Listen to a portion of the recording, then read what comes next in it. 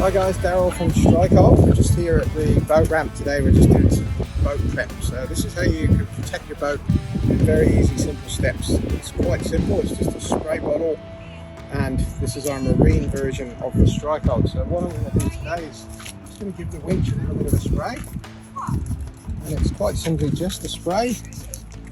This will capillary wrap all the way around the motor, all the mechanics.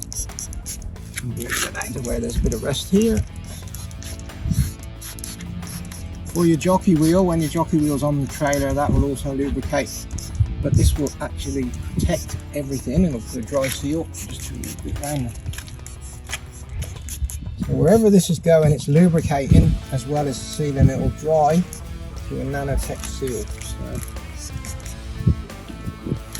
So there we go, that's StrikeHold Marine, available for any of your watercraft. It's available here in Australia. Just give us a comment in the box below, or look us up on www.strikehold.com.au.